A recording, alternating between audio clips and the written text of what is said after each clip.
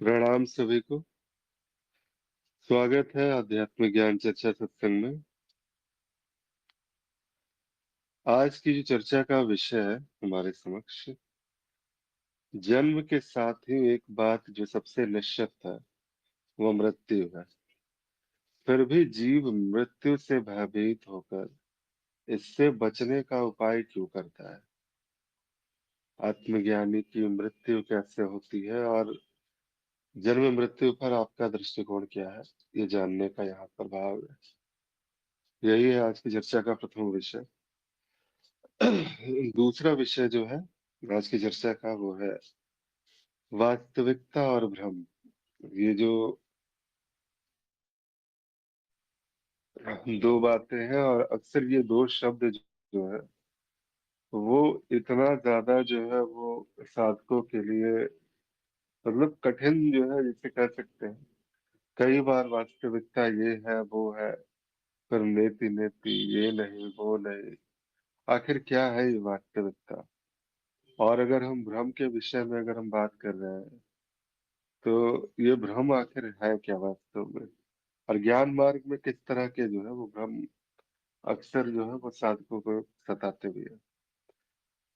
आज की चर्चा का जो प्रथम विषय है, क्योंकि आज जो है इस शरीर का जन्म भी हुआ, जन्मदिन भी है तो मुझे लगा कि इसकी शुरुआत जो है एक सबसे जो जैसे कह सकते हैं कि जो निश्चित सी बात है, मृत्यु जिसे कहते हैं, जो हर जन्म के साथ में निश्चित होती है।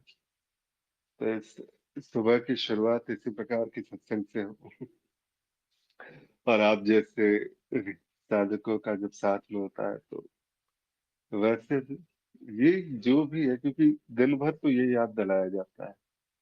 एक दिन साल में शायद ऐसा आता है कि हर दिन आपको ये उस दिन कम से कम याद दिलाया जाता है कि ये है आपका जन्म। और उसके बाद फिर इससे जुड़ी हुई सारी आसक्तियां आपके आसपास भी होती है। तो इस दिन में भी जो है आखिर वो क्या है वो जो निरंतरता से बना हुआ है, जो सबसे निश्चित सा है।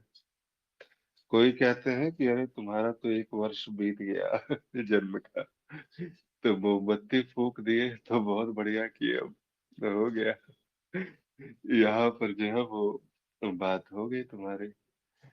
लेकिन कई बार कहते हैं कि नई दीप जलाओ, एक नए जो है वो आरंभ का वर्ष है। इस वर्ष के साथ में कुछ ऐसा हो जो चमत्कार से घट जाए। बात यह है कि मनुष्य जीवन जो दुर्लभो मानुष्यो देहो कहा गया है, ये वास्तव में इसकी जो दुर्लभता यही है कि अगर वो दीप जलता भी है तो वो ज्ञान का दीप जल जाए। अनंत जन्मों में जैसे कहते हैं ना कि संभावनाएं बड़ी ही सीमित सी है किसी भी एक सामान्य एक मनुष्य के लिए। बड़ी सीमित संभावनाएं, उन सीमित संभावनाओं के बीच भी ये ज्ञान की ज्योत अगर जल गई, ज्ञान का दीपक जल गया तो वास्तविक तो जन्म उसी दिन हो गया आपका।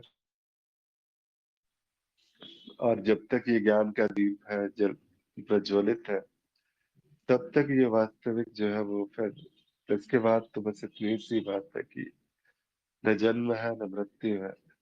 जो मैं जो इसका जो मूल स्वरूप है मेरा, वो ना कभी जन्म लेता है न कभी मरता है। ये सारा का सारा जीवन मृत्यु एक घटना मात्र है। और आज एक दिन इसी जो है बात को, इसी भाव को याद करने का, फिर से स्मरण में लाने का एक अच्छा सा अवसर भी है। तो इसी प्रकार से आज ये चर्चा की आरंभ करते हैं। आज चर्चा के आरंभ में जो कई सारे साधक, और मुझे लगता है कि अभी थोड़ी देर में जुड़ेंगे बहुत सारे साधक। कुछ अभी मैं ही कहता हूँ, आज भाव भी था तो आज ये एक जो है ना मेरा सबसे प्रिय भजन है, एक कबीर का भजन। संत कबीर जो एक भजन लिखे, तो वो काफी एक ऐसा लगा कि जन्म और मृत्यु से जुड़ी हुई, जो क्योंकि मृत्यु बड़ा भयभीत सा करती है। कई सारे साधकों से बात हुई तो उनके लिए उनके ज्ञान में आने का भी जो एक कारण रहा है वो मृत्यु रही है। यहाँ तक कि बुद्ध भी अगर कहते हैं तो अंततः उन्होंने एक जो है वो अर्थी को ही उठता हुआ देखा, और वहां से ये जो भयभीत इतने ज्यादा हुए कि वहां से फिर आखिर जीवन की सत्यता जो है वो जानने का प्रयास किया।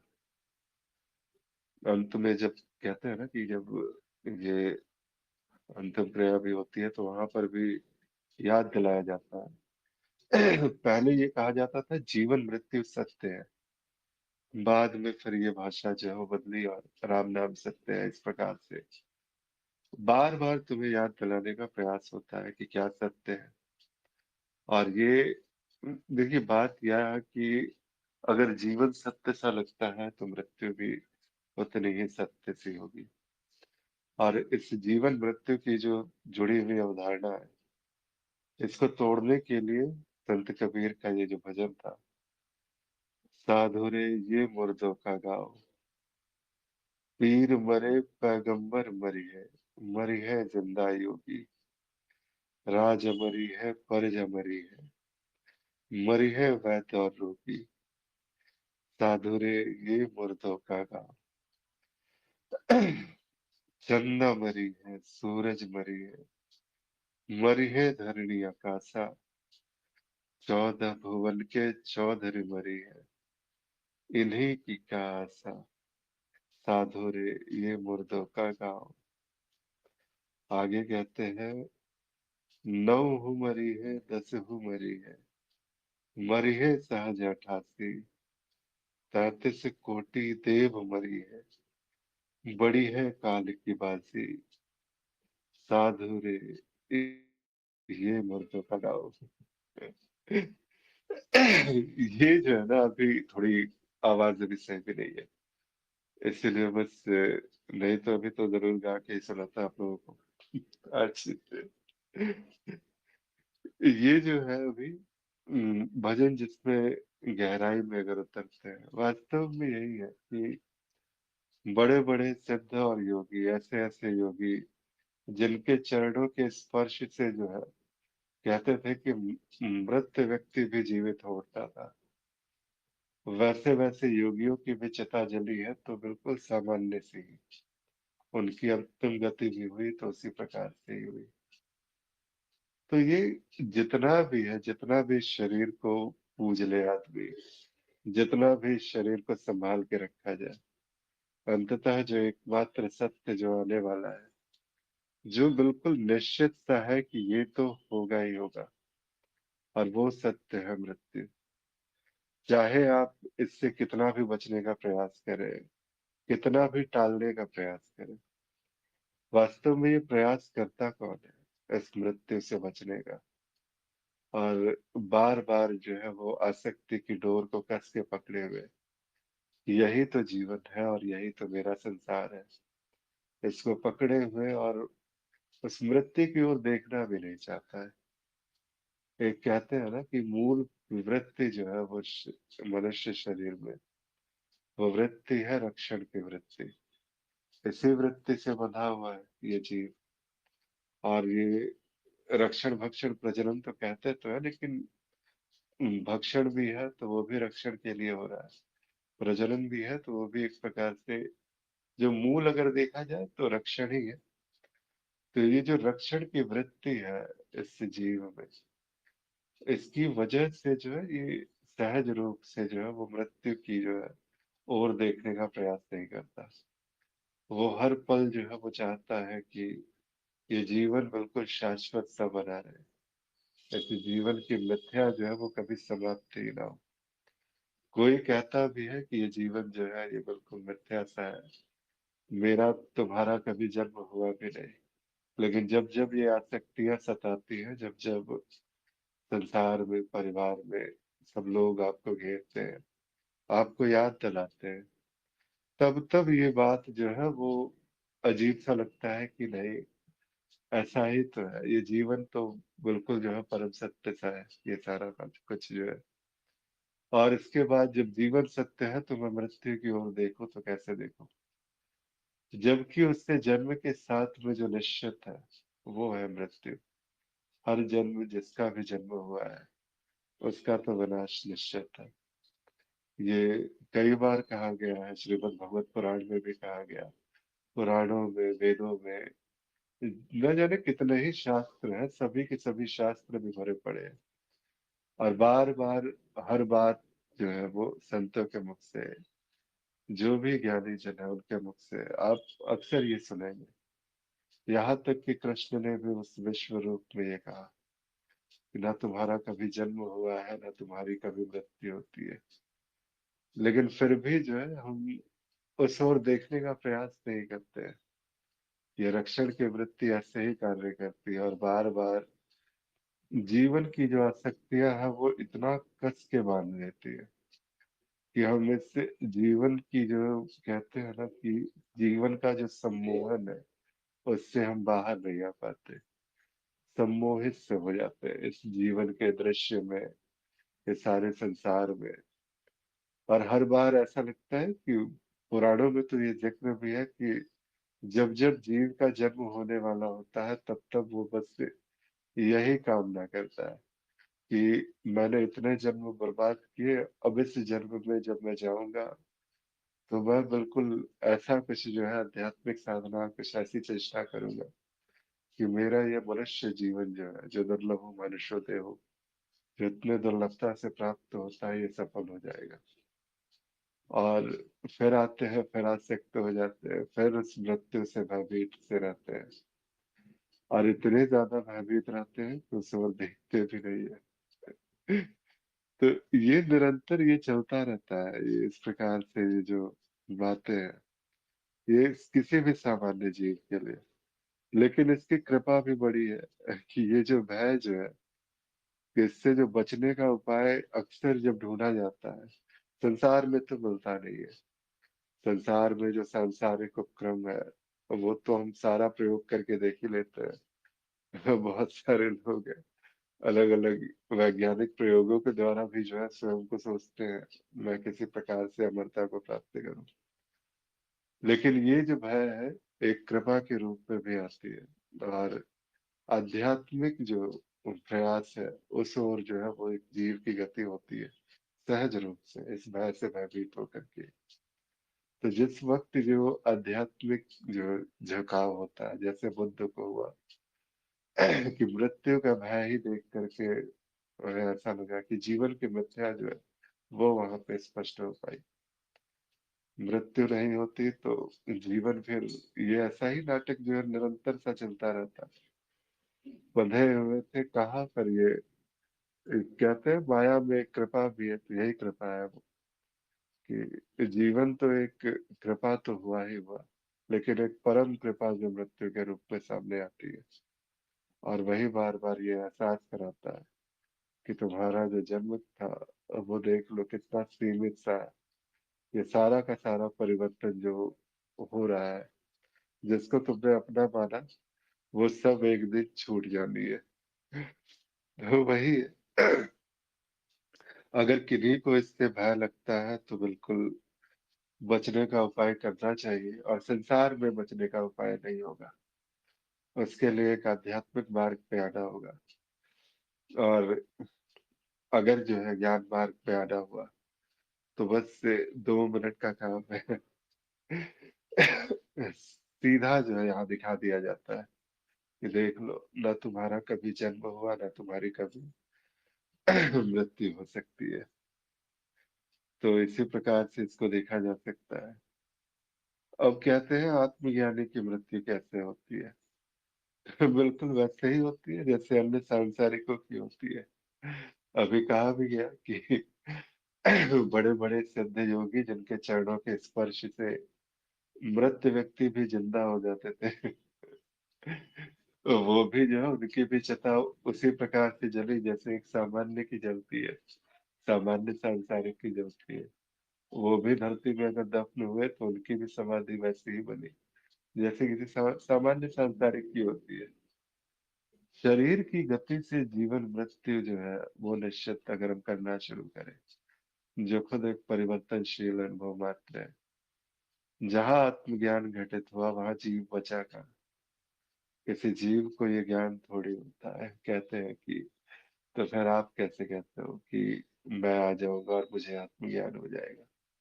तो बिल्कुल होगा तुम्हें आत्मज्ञान, लेकिन जिस वक्त ये साधन के पथ पे चला जाएगा, जिस वक्त कोई व्यक्ति चलता है साधन के पथ पे, तो वहां पर धीरे धीरे प्रगति करते हुए, क्योंकि शुरुआती स्तर पर तो नहीं बताया जा सकता। शुरुआती अगर ज्ञान मार्ग में अगर साधना की शुरुआत ही कर रहे हैं, तो वहां बिल्कुल ये कहा जाएगा कि आपको आत्मज्ञान संभव है। और जब आते हैं धीरे धीरे, जब वो उतरता है नेति नेति करते हुए, वो प्रमाण धीरे धीरे वो स्पष्ट होना शुरू होता है। और जैसे जैसे वो स्पष्टता आती है, वैसे वैसे उससे गहराई के साथ ये भी स्पष्ट हो पाता है कि वो जीव जिसने अपना जन्म, जिसने अपनी आसक्तियों की डोर अपने जन्म के साथ, अपने जीवन के साथ, अपने परिवार के साथ, संसार के साथ, जो कुछ भी उसकी आसक्तियां थी, वो वहां पर उसकी जो आसक्तियां है, वो एक बंधन जो था, वो स्पष्ट रूप से उसे दिख जाता है। दिखता किसे है? उसे ही तो दिखता है, जीव को ही दिखता है। लेकिन जिस वक्त ये दिखता है, उस वक्त ये जो सम्मोहन था, ये जो माया का सम्मोहन, ये टूट जाता है। और जिस वक्त ये माया का सम्मोहन जो है ये टूटता है, उसी वक्त ये न जन्म है न मेरी मृत्यु कभी हो सकती है। बस ये जब तक सम्मोहन है, तब तक ये भयभीत जो है वो करता रहेगा। जब तक ये माया का सम्मोहन वैसे ही व्याप्त है, तब तब न सिर्फ अपने से, बल्कि इस जीव से जुड़े हुए जो भी आसक्तियों की डोर जहां जहां बंधी थी। कई बार होता था ना, बचपन में खिलौनों से आसक्त हो जाया करते थे, तो वो खिलौने के टूटने पर रोया करता था ये जीव। तो बात वही है, आसक्तियां जहां जहां बंधी हुई है, इस शरीर में है, तो इस शरीर की मृत्यु भय प्रदान करेगी। अगर ये आसक्तियों की डोर जो है, वो अगर किसी संसार में सांसारिक से जुड़ी हुई है, तो उस शरीर की मृत्यु जो है वो हमें भय प्रदान करेगी।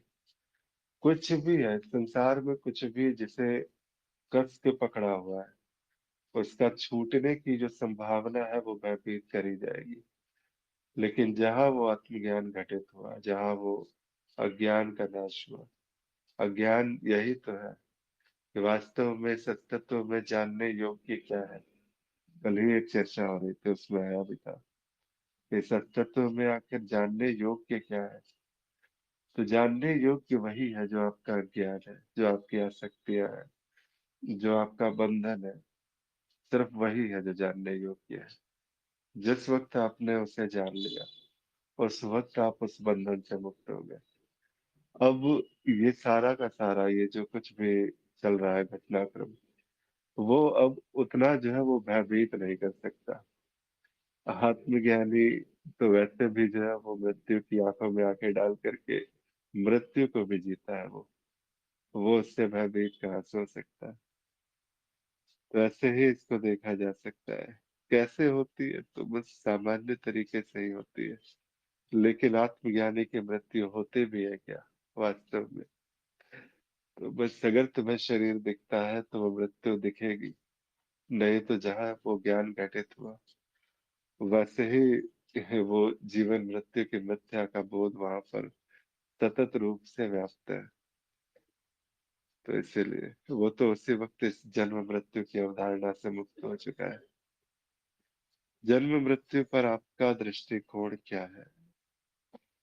तो अगर सिर्फ दृष्टिकोण कहें कि दृष्टिकोण क्या है, तो बस इतना कहा जा सकता है कि ये जो मैं तत्व है, ये सदा सर्वदा अनित्य है। ये सदा सर मतलब नित्य है। ये सारा का सारा सब कुछ, इसका कभी नाश संभव नहीं। ये एक पर्दा मात्र है।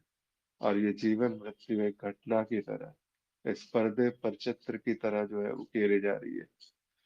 और यही माया है, इसी माया से हम सभी बंधे हैं। और यही माया जो है बार बार हमें उलझाती भी है, फंसाती भी है। लेकिन मैं कभी बंधा ही नहीं। मैं सदा सर्वदा, ना मेरा कभी जन्म है, ना मेरा कभी मृत्यु संभव है। और यही जिसे कहते हैं भगवत गीता में श्री कृष्ण ने अपने विश्व रूप में दिखाया, जिसे कि देख लो तुम इसे, जीवन और मृत्यु जो है वो सबका सब जो है, एक तरफ से जीव जन्म भी दे रहा है और एक तरफ से मृत्यु भी हो रही है, और सब कुछ मुझ पे ही घटित हो रहा है। तो बस बाकी ये जीवन मृत्यु की बस जो एक सामान्य सांसारिक अवधारणा जो कभी थी, ऐसा नहीं था। ऐसे चित्त में कभी मृत्यु का भय भी था, कभी जन्म का आनंद भी था, लेकिन सिर्फ जो है इतना कहा जा सकता है कि वो भय करने वाला, जो भयभीत सा रहने वाला, वो जीव दिखाई नहीं देता। वो जीवन का आनंद उत्सव में आनंद मनाने वाला, वो जीव दिखाई नहीं देता। आ भी गया सभी लोग, प्रणाम सभी को। आज एक्चुअल में ये इस शरीर का जन्मदिन है, तो इसीलिए मुझे लगा कि सुबह सुबह सत्संग की शुरुआत जो है मृत्यु पे चर्चा करके हो, ऐसा भाव भी आया। और आप सभी जब ज्ञानी जनों का साथ में होता है तो चीजें और भी स्पष्ट होती है। प्रणाम अनंता जी, प्रणाम हिमांशु जी, प्रणाम सभी को, अवाणी जी। जी, हिमांशु जी प्रभु कुछ कह सकते हैं आज? प्रणाम। अ, प्रणाम प्रणाम।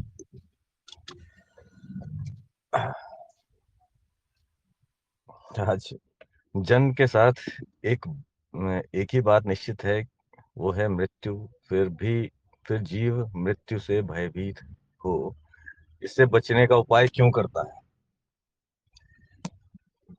आत्मज्ञानी की मृत्यु कैसे होती है, ये दूसरा है।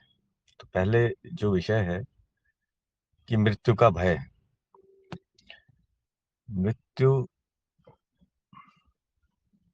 यदि समग्रता से देखें तो जीवन से प्रेम और मृत्यु का भय, यही जीव की सुंदरता है। एक भी हट जाए तो संपूर्णता नहीं रहेगी, ये सुंदरता नहीं रहेगी, रहेगी नहीं फिर। क्योंकि मृत्यु से भय हम चाहते तो हैं चाहते क्या है कि मृत्यु से भय ना रहे, लेकिन जरा देखें, अगर मृत्यु से भय ना रहे तो फिर कहाँ सुंदरता बचेगी, कितना कुरूप हो जाएगा मृत्यु से भय ना रहे तो। ये मृत्यु का भय ही है जिससे विकास क्रम यहाँ तक पहुंचा है। विकास क्रम में जीव की यात्रा इस मृत्यु के भय से ही है। भले ही वो भय किस स्तर पर है, किसी भी स्तर पर हो, लेकिन वो एक एक अवयव है, मुख्य अवयव है इस पूरे व्यंजन का। तो यदि मृत्यु का भय ना रहे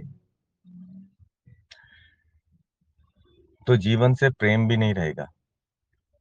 जीवन से प्रेम भी मृत्यु का भय ही है, वो भी उसी का दूसरा पक्ष है, वो दूसरा आयाम है, उसका दूसरा पहलू है।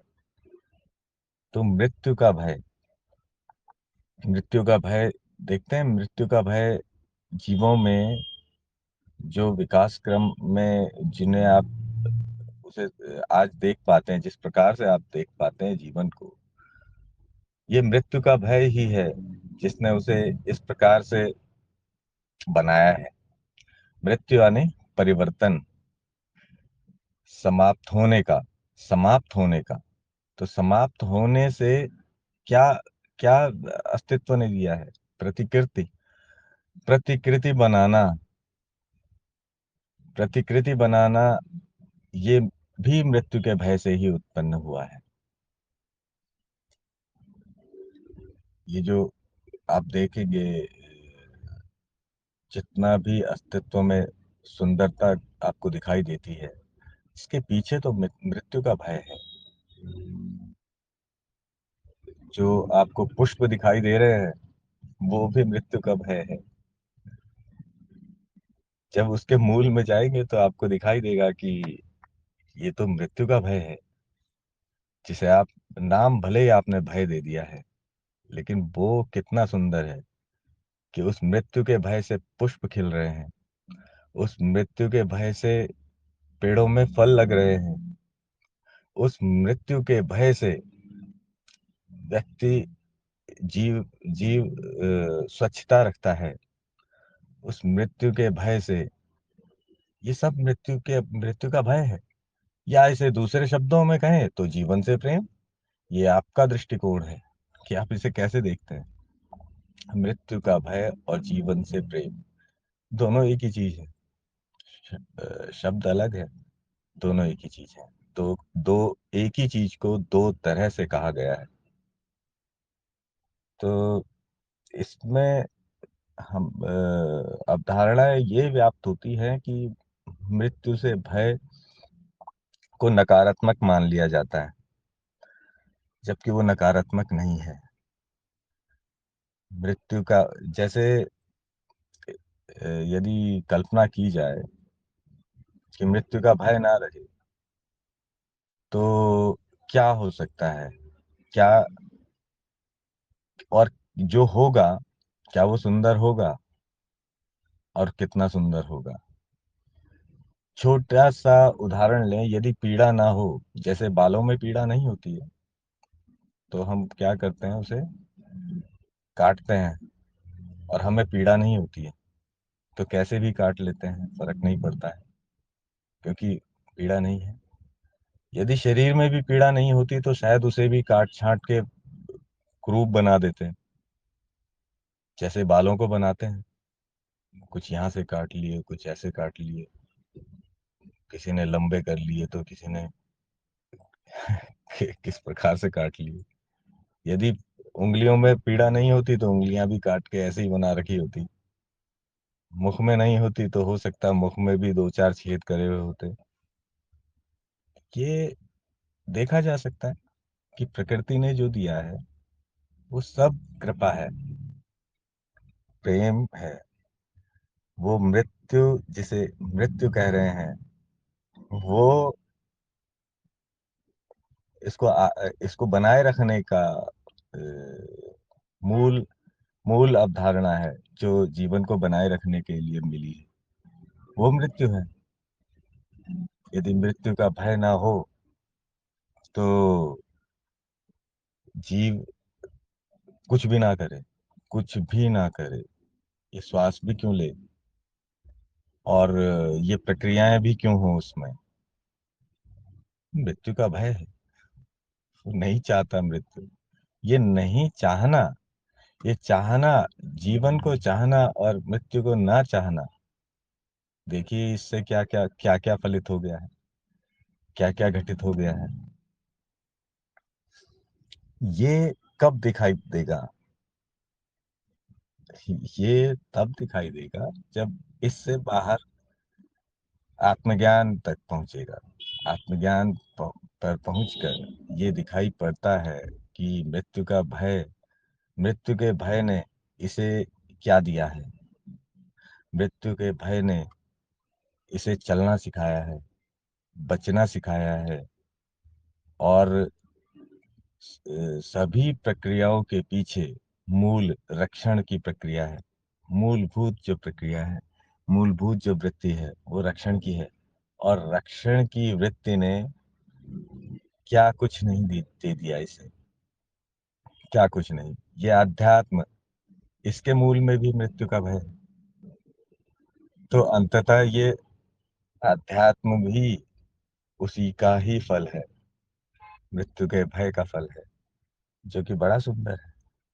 दान धर्म जो भी आपको दिखाए, जिसे तथाकथित आप सुंदर कहते हैं, सबके पीछे मृत्यु है। सबके पीछे बीज में, मूल में मृत्यु है। यदि गाड़ी के खराब होने का डर ना हो तो वो उसे सर्विस भी ना कराए, उसकी देख रेख ना करे, उसकी सफाई ना करे, ये सब देखिए ना कितना सुंदर है। तो एक ज्ञानमार्गी किस तरह से देख सकता है, ये मैंने एक उदाहरण दिया है मृत्यु को देखने का। बचने का उपाय क्यों करता है? क्योंकि ये मूल मूल वृत्ति है उसकी, रक्षण की वृत्ति। और रक्षण की वृत्ति होनी चाहिए, है तो कितनी सुंदर है। आत्मज्ञानी की मृत्यु कैसे होती है? तो आत्मज्ञानी दिखाई नहीं देता, मृत्यु कैसे होगी? आत्मज्ञानी नहीं दिखता, आपको ज्ञानी दिखाई देंगे, पर जो वास्तव में आत्मज्ञानी है वो दिखाई नहीं देगा। कौन है आत्मज्ञानी? कोई भी तो नहीं। आत्मज्ञानी अलग होने की प्रक्रिया है। दूध को जब मंथन करके उसमें मक्खन निकलता है तो वो अलग हो जाता है, मंथन होके वो उससे अलग हो जाता है। बस इतना ही है, वो दूध अपनी जगह रह गया, लेकिन जो उसका मूल तत्व था वो अलग हो गया उससे। इतना ही हुआ है। अब मृत्यु भी दिखाई देती है और मृत्यु के पीछे सुंदरता भी दिखाई देगी। तो आत्मज्ञानी की मृत्यु कैसे होती है, प्रक्रिया जानने का प्रयास है। आत्मज्ञानी की मृत्यु नहीं होती।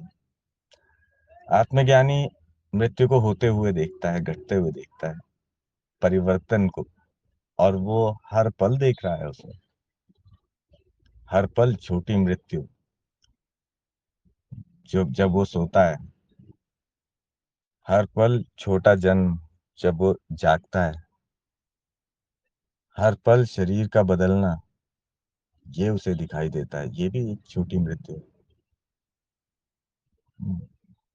बड़े परिवर्तन, ये बड़ी मृत्यु है। लेकिन इस पूरे सफर में, पूरे पूरी यात्रा में वो यही तो देख रहा है, जीवन और मृत्यु का संगम। जीवन और मृत्यु का ये जो तांडव है, तांडव कह लीजिए, नृत्य कह लीजिए, तांडव कहना उचित नहीं रहेगा, क्योंकि क्रोध में नहीं है वो मृत्यु, वो तो प्रेम में है। तो वो नृत्य है, तो उस नृत्य को देख रहा है। तो इस तरह से ये मेरा दृष्टिकोण है। जन्म मृत्यु पर आपका दृष्टिकोण क्या है? ये मेरा ही दृष्टिकोण है। ये सबसे पहले यही उत्तर मिला है। जो कह रहा है वो स्वयं का ही दृष्टिकोण कहेगा। तो यही दृष्टिकोण है जी। धन्यवाद आपका।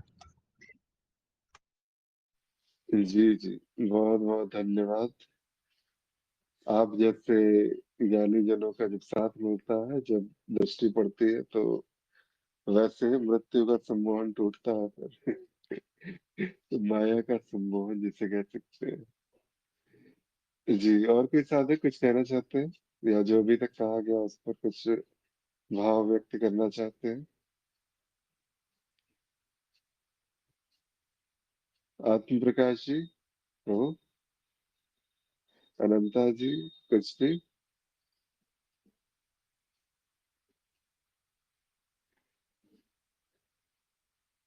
ठीक है, तो फिर जी, जी प्रणाम, अनंता जी प्रणाम प्रणाम। जी। अ, सबसे पहले तो ठीक है, हम ज्ञान मार्गी हैं तो, लेकिन हाँ, जन्मदिन की शुभकामनाएँ आपको। ये मनोशरीर यंत्र जो अभिव्यक्त हुआ है, इतनी सुंदर वाणी सुनने को मिलती है, उसका बहुत-बहुत धन्यवाद अस्तित्व को। तो अब आते हैं प्रश्न पर। धन्यवाद धन्यवाद। हुँ, तो हिमांशु जी ने इतना सुंदर बोला है कि सच में बस शब्द ही बदले जाएँगे, बाकी तो उसी पर ही मनन कर रही थी मैं। कि हाँ, जन्म के साथ मृत्यु निश्चित है, तो जन्म किसका होता है और मृत्यु किसकी होती है? शरीर का, उस परत का, नाद रचनाओं का, जो कि प्रकट हुई है और जो भी प्रकट हुआ है वो परिवर्तनशील है। हम कहते हैं अनुभव परिवर्तनशील है, जो भी अनुभव हो रहा है जिसका भी वो बदलेगा और फिर वो एक समय के बाद नष्ट होगा, लेकिन उसकी प्रतिकृति बन जाती है। माया में यही हो रहा है। और जैसे मूल प्रकृति है रक्षण, भक्षण और प्रजनन, तो हाँ, मृत्यु से भय लगने का मतलब है कि उसको बचाए रखने की प्रवृत्ति। जैसे एक कहते हैं ना, एक जब कुछ कंप्यूटर बनाते हैं या कोई चीज़ बनाते हैं तो उसमें कुछ एन्क्रिप्टेड डाला जाता है, उसमें कुछ डाला जाता है कि जिससे वो सॉफ्टवेयर चलेगा। तो ये भी ऐसे ही डाला गया है कि अपना रक्षण करना स्वाभाविक है, मृत्यु से भय होना स्वाभाविक है। ऐसा यदि नहीं होगा तो क्या पहाड़ से कूद जाना या किसी गाड़ी के आगे खड़ा हो जाना नहीं है डर? तो ये स्वाभाविक है ना उससे डर लगना, जिससे कि उस जीवन को बचाए रखना और वही विकास क्रम में सहयोगी होगा। तो ऐसा नहीं है कि जिसको पता चल गया कि मृत्यु नहीं है या जन्म मृत्यु शरीर का हो रहा है तो उसका वो भय निकल जाएगा और वो अपने शरीर को ऐसे खत्म करने में लग जाए। नहीं, जो रक्षण करना है वो उसको करेगा। अ, तो आत्मज्ञानी की मृत्यु कैसे होती है? तो हाँ, जैसे उन्होंने बोला अभी हिमांशु जी ने कि नहीं होती है, आत्मज्ञानी वो अब व्यक्ति बचा ही नहीं है वहाँ पर। वो जान गया है कि वो शरीर के बिना भी है। तो शरीर रहे ना रहे और उसको चेतन मृत्यु कहा है गुरुदेव ने, चेतन मृत्यु, जो कि हर पल घटित हो रही है साक्षी भाव में देखा जा रहा है कि मैं अलग हूँ। तो जिसकी मृत्यु होगी वो शरीर होगा ना, तो मैं तो वो अलग हूँ। जी, इतना ही। बहुत बहुत धन्यवाद अनंता जी। जी, प्रणाम अजय जी। प्रभु। प्रणाम अधिसत्य जी। प्रणाम सभी को। जी प्रणाम। ये आज की चर्चा चर्चा का का जी प्रथम जी विषय,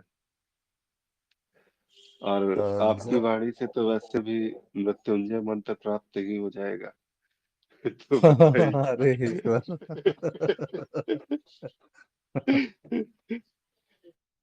जन्म के साथ एक ही बात निश्चित है, वो है मृत्यु। फिर जीव मृत्यु से भयभीत हो इससे बचने का उपाय क्यों करता है? आत्मज्ञानी की मृत्यु कैसे होती है? जन्म मृत्यु पर आपका क्या दृष्टिकोण? अच्छा, यहाँ पे जो जन्म की अवधारणा बोली जा रही है, जैसे एक बार ना मेरा प्रश्न था और मैंने डायरेक्ट पूछा ही था कि ये जन्म वास्तव में किसका हो रहा है, क्योंकि शरीर तो नश्वर है और बार बार चेंज हो रहा है। तो गुरुओं से जो जवाब मिला था वो ये मिला था कि ये जो पुनर्जन्म होता है ये हमेशा मन का होता है। ठीक है, मन का या चित्त का, कुछ भी बोल लीजिए इसको। और शरीर तो बस एक प्रकार का कपड़ा ही है जो आ रहा है जा रहा है, आ रहा है जा रहा है।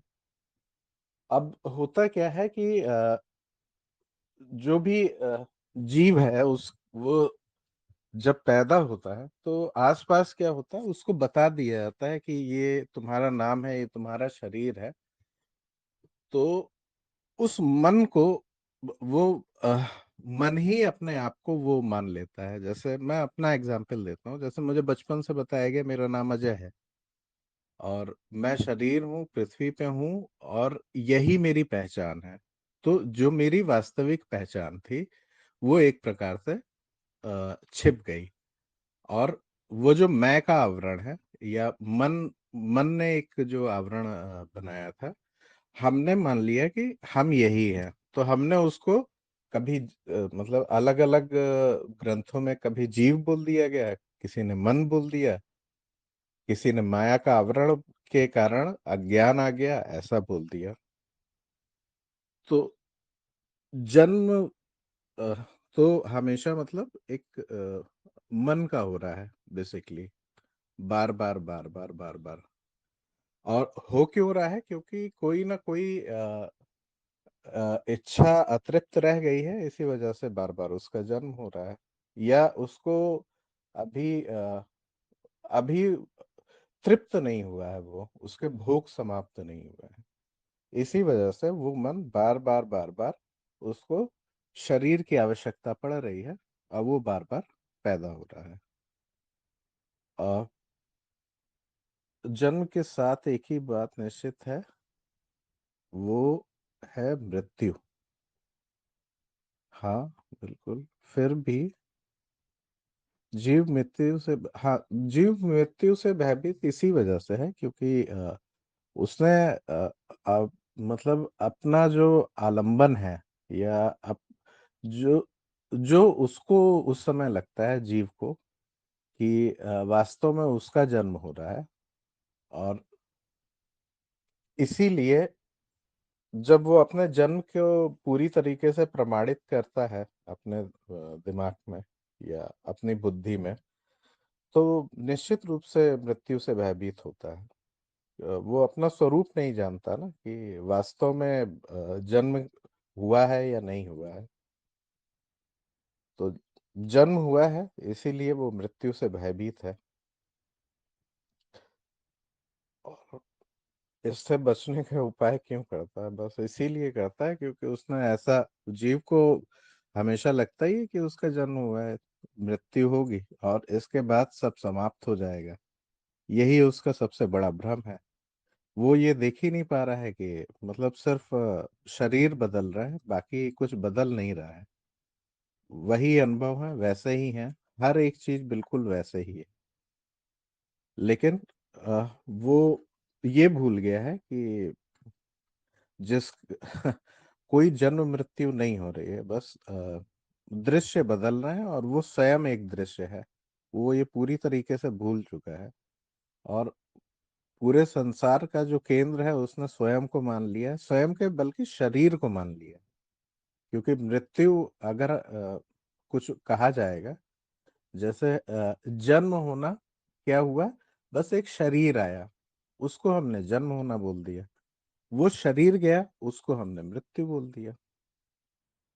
और जब बच्चा पैदा होता है तब तो उसको पता भी नहीं होता कि ये शरीर है।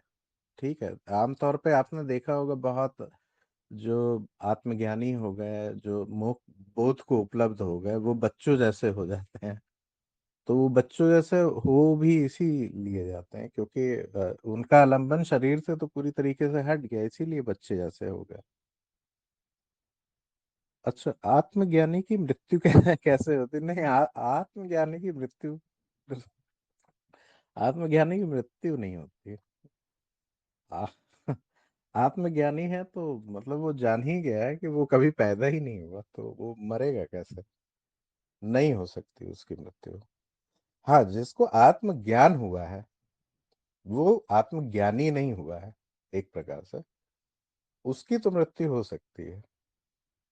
कि मतलब आत्मज्ञान मतलब यहाँ मेरी परिभाषा में जो अंतर है आत्मज्ञान और आत्मज्ञानी में, वो ये है कि आत्मज्ञान हो गया है, जैसे मैं इस बात को जान तो गया हूँ कि मैं शरीर नहीं हूँ, मैं मन नहीं हूँ, मैं आत्मा नहीं हूँ, और जितनी भी चीजें हैं वो सब मैं नहीं हूँ, लेकिन अभी वो सत्यापन नहीं हुआ है। आत्मज्ञानी यहाँ पे जब मैं बात कर रहा हूँ तो आत्मज्ञानी उस सेंस में बोला जा रहा है कि आत्मज्ञान का सत्यापन हो रहा है, हो चुका है। आत्मज्ञान में सिर्फ ज्ञान हुआ है, अभी सत्यापन नहीं हुआ है। और ज्ञानी को यहाँ पे मान लिया गया है कि उसका आत्मज्ञान का सत्यापन हो गया। तो जिसका आत्मज्ञान का सत्यापन हो गया वो वैसे ही जानता है कि वो बस एकमात्र पर्दा है जिसके ऊपर ये प्रकट है, इसके अलावा तो कुछ है नहीं। जन्म मृत्यु पर आपका दृष्टिकोण, वो तो मैंने शुरुआत में ही बताया कि मतलब मन की ही मन के ही बार बार जन्म हो रहा है, और वो मन भी भ्रमित है, इसी वजह से वो बस जन्म लिए चला जा रहा है। और तो कुछ ऐसा है नहीं, मतलब कोई जन्म वन्म नहीं हो रहा है। बस कभी कुछ प्रकाशित हो जाता है, कभी कुछ प्रकाशित हो जाता है, वो थोड़ा भ्रम होता है, उसके कारण उसको जीव को ऐसा लगता है कि उसका जन्म हो रहा है, लेकिन है नहीं वास्तव में ऐसा। जी, मेरा मनन इस पे यही है। जी, मृत्युंजय मंत्र प्राप्त हुआ आपसे। तो बहुत आभार। और किसी साधक को कुछ कहना है इस विषय पे?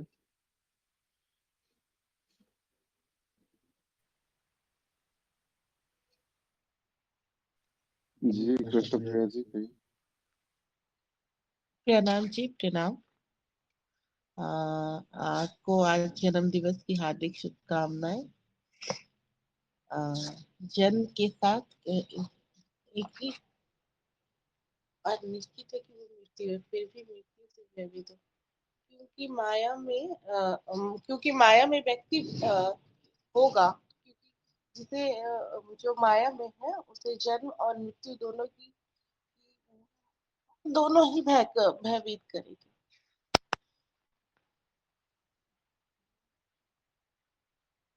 मेरी आवाज आ रही है? और जन्म के साथ मृत्यु, क्योंकि माया में जन्म मृत्यु से भय होगा, क्योंकि जो माया में रहते हैं उनको जन्म का भी पता होता है, मृत्यु का ही पता होता है। मृत्यु में भयभीत हो जाते हैं, क्योंकि मृत्यु के कारण ही लोग अध्यात्म में आते हैं। मृत्यु का भय नहीं होता ना, तो व्यक्ति ना मतलब कुछ भी नहीं करता है, क्योंकि उसे ज्ञान कुछ की लालसा ही नहीं होती। मृत्यु के कारण भी कि महात्मा बुद्ध जब मृत्यु होते देखा था ना, तो मृत्यु से ही उन्हें पता चला था कि मृत्यु ये होती क्या है। तो उन्होंने पूछा था कि ये क्या है। जब सब जाते हुए देखा था ना, तो उन्होंने प्रश्न उठाया था कि आखिर क्यों क्यों होती, मतलब ये क्या है। तो वो उन्होंने बोला ये आदमी को मृत्यु हो गया है। तो उसी वहीं से लगा कि हम जन्म होता है, उसके बाद मृत्यु भी होती है। उन्हें बड़ा आश्चर्य हुआ कि मृत्यु मतलब मृत्यु किसकी होती है। तो उनको लगा कि मृत्यु होती किसको है। तो सबने बोला कि जो जन्मता है उसकी मृत्यु होती है। मृत्यु सबसे बड़ा सत्य है। मगर माया में सबको यही सत्य से डर लगता है। बहुत लोग तो इतना भयभीत होते हैं कि मृत्यु का नाम तक लेना नहीं चाहते, क्योंकि मृत्यु सबको बहुत परेशान करती है। जन्म तो ले लिया है माया में, मृत्यु की बात सुनकर ही उन्हें भय प्रतीत होता है। मृत्यु जो है ना, परम सत्य मानते ही नहीं। लगता है बस जन्म ले लिए, बस यही माया है, मृत्यु होगी तो होगी, देखा जाएगा।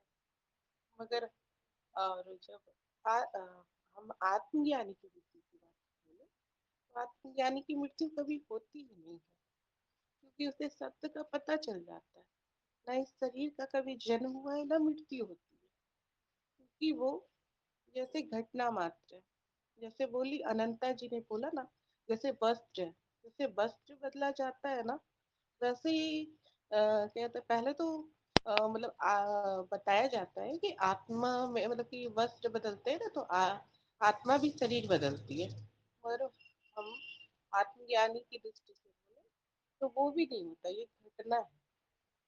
जन्म और मृत्यु दोनों ही घटना है। जैसे जन्म लिया वैसे ही मृत्यु बस हम लोग दृष्टा मात्र है।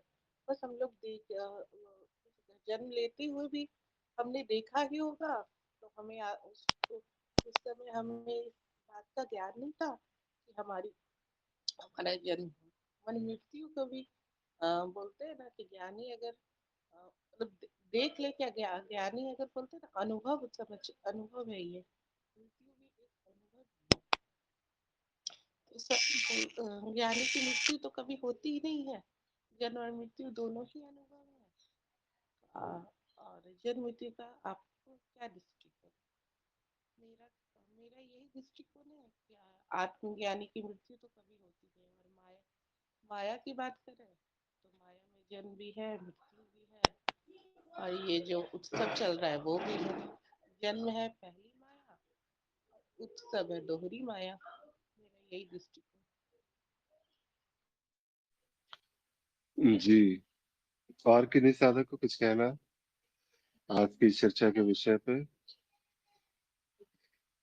जो कुछ भी अभी तक कहा गया उसके ऊपर किन्हीं को भी? जी मधु जी प्रणाम। प्रणाम सभी को। जन्म के साथ एक ही बात निश्चित है, वह मृत्यु। ये इसका और फिर भी जीव मृत्यु से भयभीत हो इससे बचने का उपाय क्यों करता है? जन्म के साथ मृत्यु निश्चित है। जैसे क्यों जन्म होता क्यों है? जन्म हमें माया में ही होता है, और माया क्या है? ब्रह्म है, प्रकृति है। तो है तो ये सब प्रतीति ही है, माया में खेल चल रहा है जन्म और मृत्यु का। जैसे क्योंकि माया में दो चीजें हमेशा रहेंगी कि सुख है तो दुख है, ये सर्दी है, गर्मी है, धूप है, छाँव है, तो ऐसे ही जन्म है और मृत्यु है। तो ये माया में ही सब चल रहा है। और इससे बचने का उपाय क्यों करता है? क्योंकि उसको अज्ञान है। वो अपने शरीर से इतना आसक्त हो जाता है और अपने आसपास के लोगों से इतना आसक्त हो जाता है कि उसको उससे मृत्यु से भय भी लगने लगता है कि मृत्यु हो ही ना, कि क्योंकि ये मेरे अपने हैं, शरीर मेरा अपना है। तो इसीलिए वो बचने का उपाय भी करता है। लेकिन जब वो और ये बचने का उपाय करता है तो ही उसे जब उसे ये पता लगता है तो वो जिज्ञासु बनता है, या मतलब इस बात बारे में सोचता है कि ये क्यों जन्म होता है, क्यों मृत्यु होती है। तो फिर वो अपनी इसकी खोज करता है। तो वो उसे फिर जब ज्ञान मिलता है तो फिर उसे पता चलता है कि ये जन्म और मृत्यु तो एक परिवर्तन है, ये कुछ भी नहीं है, सब प्रतीति मात्र है, खेल मात्र है। और तो उसे वो उपाय भी मिल जाता है। तो फिर आत्मज्ञानी की मृत्यु कैसे होती है? आत्मज्ञानी की मृत्यु तो पहले ही हो चुकी होती है, क्योंकि वो तो उसे तो पता चल ही जाता है कि ये सब परिवर्तन मात्र है। मृत्यु शरीर की तो मृत्यु वैसे भी प्रतिपल हो ही रही है।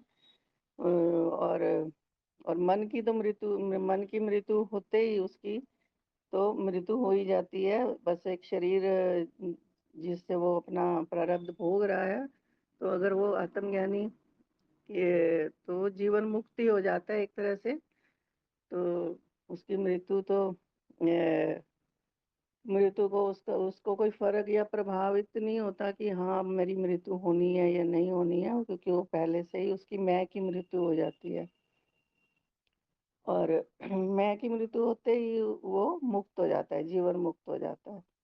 तो इसलिए उसे इस चीज का कोई भी ना दुख होता है ना कुछ होता है। लेकिन शरीर वैसे ही ने जब उसका परिवर्तन होना है तब वो हो जाता है। तो उसे इस चीज का कोई ना दुख होता है।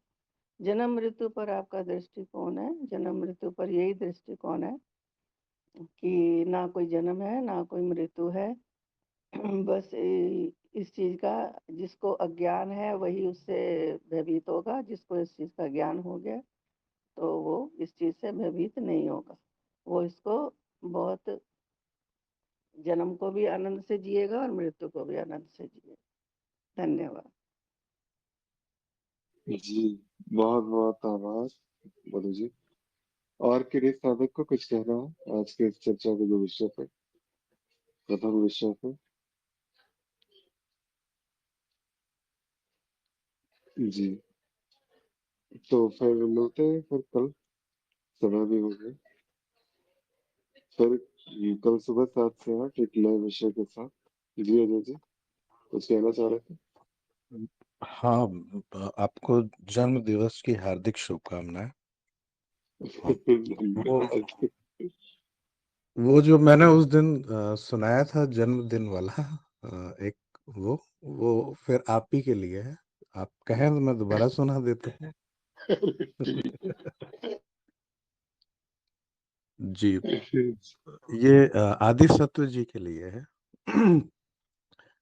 कि वेद की सब ऋचाएं तुम्हारे लिए, चतुर्दिश वंदनाएं तुम्हारे लिए। गर चितेरा बनूं मैं किसी चित्र का तो मेरी तूलिकाएं तुम्हारे लिए, और जन्मदिन पर तुम्हारे मेरी ओर से स्नेहिल शुभकामनाएं तुम्हारे लिए।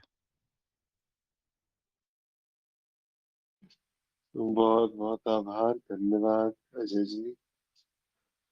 सभी को बहुत बहुत आभार।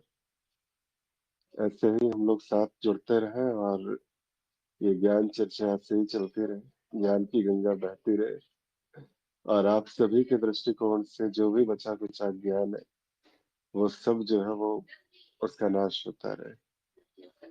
प्रणाम सभी को, बहुत बहुत आभार।